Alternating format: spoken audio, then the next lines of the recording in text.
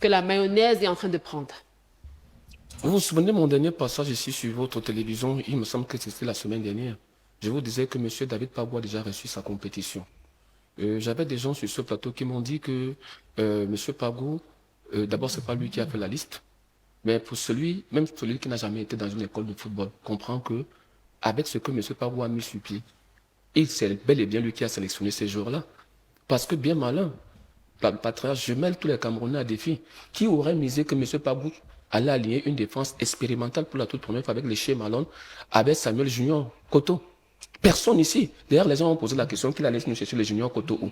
Ils ont dit qu'on a chassé leur meilleur joueur, que c'est le président, parce qu'ils n'aimaient pas le président. On les a chassés et qu'on a pris des gens comme ça là, que c'est le président qui a mis les gens. Mais ce Samuel Junior Koto aujourd'hui, c'est Barcelone qui est en train de le chercher. Quand vous avez vu les remplacements de M. David Pabou, vous comprenez que c'est lui-même qui a fait ses choix parce qu'il avait déjà une idée de ce qu'il veut faire de cette sélection nationale-là. C'est pour ça que je dis, il a réussi sa canne. Parce que lorsqu'il a pris son équipe, il avait déjà une vision de ce qu'il va faire de cette équipe. Et surtout, il a nettoyé un vestiaire. Le vestiaire sent bon. Là-bas, on ne parle plus. J'ai peur des taux, ce n'est pas peur des taux. Là-bas, on ne parle plus des histoires politiques. Le débat est terminé. Terminé. Là-bas, c'est le football. Quelle est la stratégie qu'on va mettre en place pour arriver au bout des Panthères, qui, je vous le rappelle, ont fait un meilleur parcours que les Lions indomptables. Nous tous, nous étions barragistes pour la Coupe du Monde. Ils étaient là-bas. Peut-être beaucoup ne le savent pas. Que les Panthères du Gabon étaient là-bas et qu'ils ont été éliminés seulement au tir au but par le Nigeria. Beaucoup ne le savent pas. La Panthère est vécue là, elle venait étant invaincue, avec des certitudes. Donc aujourd'hui, elle avait l'un des meilleurs attaquants du championnat français, Pierre-Emerick Aubameyang, qui à 36 ans retrouve sa jeunesse comme François Bikoro. Tout à fait. Je suis très étonné, à 36 ans, il démarre, moi-même, je ne peux pas courir comme lui. Tout à fait. Et vous avez compris que Pabou, en moins de 30 minutes, a fait que le coach du Gabon aille chercher sa pyramide. C'est-à-dire son joker qu'il a compté que c'était son joker pour abattre le lion. Mais en moins de 30 minutes, Pabou lui a donné une leçon tactique et technique. Et pour moi, le petit jeune que je suis, je salue cela. Je dis, enfin, on a compris là où on va. Et moi, la réussite, c'est deux choses. J'ai écouté le discours du président de la République au sortir de la Coupe du Monde 2002.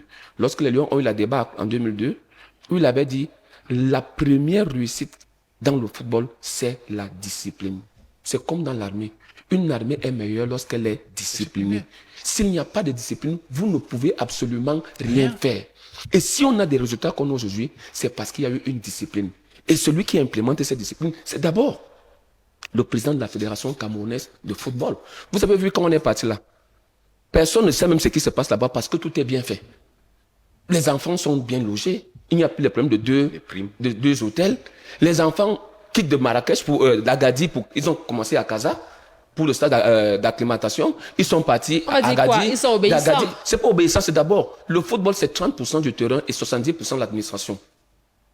30% le terrain et 70% l'administration. Lorsque tout est bien réglé, le jeune footballeur ne vient, il n'y a qu'une seule chose dans sa tête. Taper au ballon. C'est tout. C'est tout.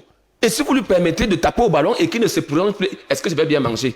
Est-ce que je vais bien voyager? Est-ce que je vais bien dormir? Il ne rêve plus de ça. La seule chose qu'il sait faire, c'est comment je vais dribbler l'autre et aller marquer mon but. Comment je vais faire? Il est donc concentré, il y a de la discipline. Et c'est pour ça que je dis, et on a choisi l'homme qu'il faut.